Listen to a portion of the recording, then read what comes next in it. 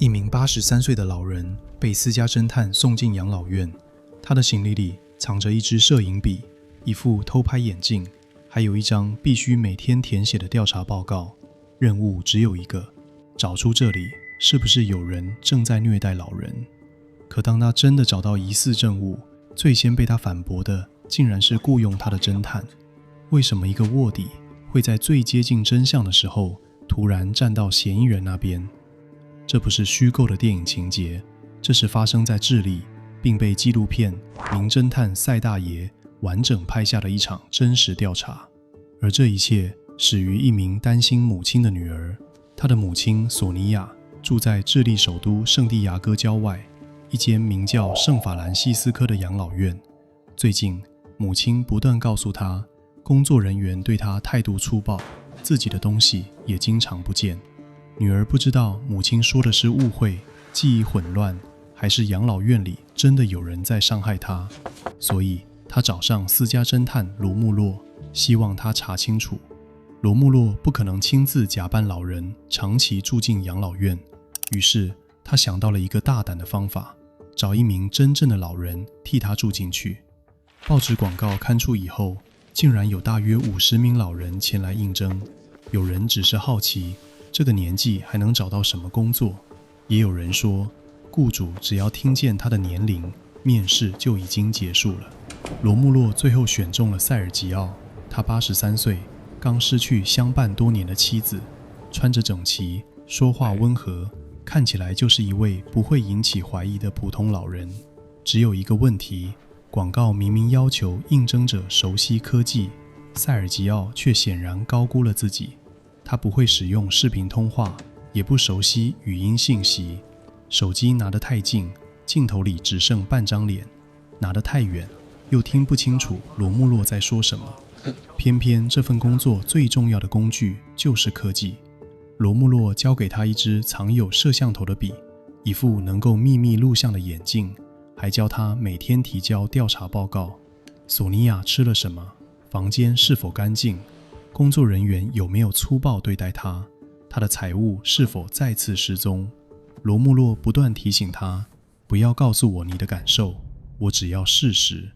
几天后，塞尔吉奥提着行李正式住进养老院。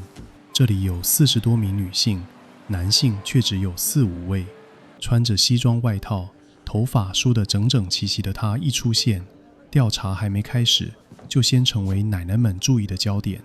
有人送他甜点，有人邀请他一起去领养老金，还有人开始打听这位新来的男人结婚了没有。坏人还没找到，爱情线倒是先展开了。其中最主动的是85岁的贝尔塔，他在这里住了25年，从来没有结过婚。他会把自己的甜点留给塞尔吉奥，邀请他陪自己出门，后来甚至跑去问养老院主管自己能不能和这个男人结婚。塞尔吉奥没有嘲笑他，他只是很轻地拒绝了，因为几个月前他的妻子才刚刚离世。妻子离开以后，家里每一件熟悉的东西都会让他想起他。这份奇怪的工作让他暂时离开那个只剩回忆的家，也重新感觉自己仍然能被别人需要。可是贝尔塔并不知道这些，他只知道自己第一次想靠近一个人却被拒绝了。从那以后，他开始躲着塞尔吉奥。这一刻，塞尔吉奥第一次意识到，自己虽然是假著名，别人对他的感情却是真的。而他的调查也进行得并不顺利。为了避免身份曝光，罗穆洛不准他携带索尼娅的照片，只让他提前记住她的长相。结果塞尔吉奥进入养老院以后，绕了一大圈，完全认不出谁才是调查目标。等他终于找到索尼娅，新的问题又出现了。索尼娅个性封闭，不愿意和他多说话。如果塞尔吉奥突然问得太仔细，反而可能暴露身份。他只能一边接近他，一边观察整间养老院。最初几个星期，他没有发现工作人员虐待索尼娅的明确证据，他看到的反而是另一种更加难以写进调查报告的问题。有些人整天坐在门边等家人，有些人已经记不得孩子多久没有来过，还有一名叫玛塔的住民，几乎每天都守在大门附近。他拜托每一个经过的人带他离开，因为他相信妈妈很快就会来接他回家。但玛塔的母亲早已去世多年，失智症把他困在了一段很久以前的记忆里。对其他人来说，她是一名住在养老院的老妇人，可在她自己的世界里，她可能仍是一个被留在陌生地方等待妈妈出现的孩子。有时照护人员会假装接到她母亲的电话，再把话筒交给她。电话另一端的人会告诉她，妈妈没有忘记你，妈妈还是很爱你。这是一个谎言，却也是当时唯一能让她安静下来的方法。可是玛塔还有另一个习惯，她会趁其他人午睡时走进房间，拿走衣服、食物、毛巾、首饰，甚至床上的靠垫。别人问起，她会坚持那些东西原本就是自己的。不久后，罗穆洛突然通知塞尔吉奥，索尼娅的一条项链不见了。这是整场调查第一次出现明确的失窃事件。罗穆洛已经对塞尔吉奥非常不满，因为塞尔吉奥每天回报的都是谁在哭，谁想念孩子，谁需要有人陪伴，但这些不是委托人花钱要知道的事。罗穆洛命令他停止分心，找出拿走项链的人。塞尔吉奥开始跟着玛塔，他看见他从晾衣区拿走衣服，又戴着偷拍眼镜，一路跟在他身后。最后他在玛塔的房间里发现了一批不属于他的物品，其中还有一条疑似索尼娅遗失的项链。如果这是一部普通的推理片，案件到这里似乎已经结束了。养老院里确实有人拿走别人的东西，但那个人不是贪心的工作人员，也不是躲在暗处的坏人，而是一名连母亲已经离世都无法记住的失智老人。罗穆洛在电话里骂玛塔是小偷，要求塞尔吉奥继续盯着他。塞尔吉奥却没有附和，因为在侦探眼里，玛塔是一名嫌疑人，可在塞尔吉奥眼里，他已经是朋友。他知道他会拿走东西，但他也知道很难真的对他生气。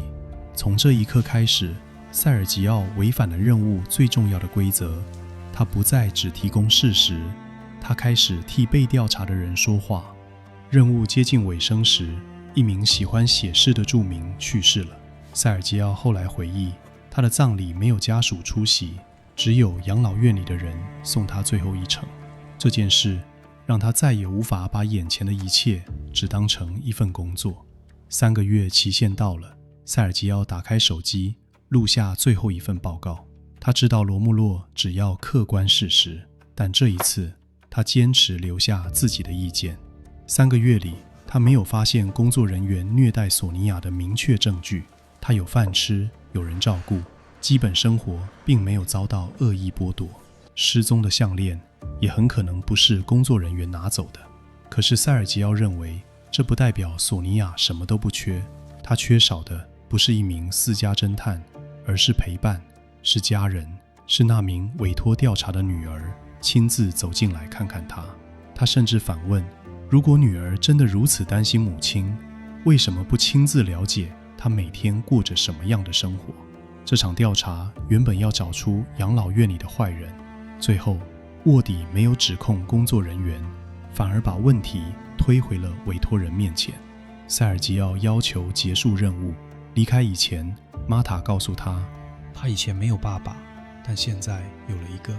塞尔吉奥回到了自己的孩子身边，玛塔仍然留在养老院门口，等着那位永远不会来接他的母亲。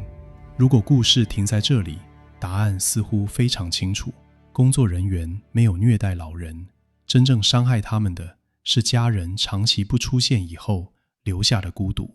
可是电影上映后，这个答案遭到了质疑。一名在养老院工作多年的照护人员表示，索尼娅其实有2名子女，而且2人一直都有来探望她。他还透露，工作人员早就知道玛塔会拿走别人的东西，也会定期整理她的房间，把物品还给原来的主人。换句话说，塞尔吉奥找到的小偷可能根本不是院方不知道的秘密。更重要的是，这场拍摄并不是完全偷拍，剧组早已取得进入养老院拍摄的许可，工作人员知道摄影机存在，只是不知道塞尔吉奥还在执行另一项调查。甚至有员工表示，拍摄进行到一半时，他们已经猜到塞尔吉奥不只是普通住民。那么，塞尔吉奥最后的报告还能代表完整的真相吗？我们不能只凭一名员工的说法就断定整部纪录片都是假的，但同样的，我们也不能只凭电影剪出的画面就认定索尼娅的女儿真的遗弃了母亲。委托人从未在电影里露面，我们不知道他过去照顾了母亲多久，也不知道他为什么开始怀疑养老院，可能是距离、工作、照顾压力，或者只有这个家庭才知道的原因。女儿听见母亲的抱怨，看见的是可能存在的虐待。塞尔吉奥住进养老院，看见的是老人无法排解的孤独。工作人员每天照顾他们，看见的却是家属其实曾经出现。摄影机拍到了眼泪，却不一定拍到了镜头之外所有的探望。每个人看见的都可能是真的，但没有一个人看见了全部。一名子女可能已经尽力照顾，母亲却仍然感觉自己被留下，这两件事可以同时成立。所以真正的问题也许不是谁比较孝顺，谁才是坏人，而是当我们只握有一部分真相时，会不会太快把另一个人判成加害者？如果你是委托调查的女儿，听见塞尔吉奥把责任重新指向自己，你会认为他真的说中了母亲的孤独，还是觉得他从来没有看见家属在镜头之外已经承担了多少？我是阿和，这里是顾爸妈没家了。我们不急着判断谁比较孝顺，而是试着在每一个选择背后看见那些很少被说出口的代价。如果你不想错过下一个可能让你重新思考谁对谁错的真实案例，现在就订阅顾爸妈没家了。每个星期我会带你走进另一个真实家庭，把故事遗漏的那一半重新拼回来。那我们下一个故事见。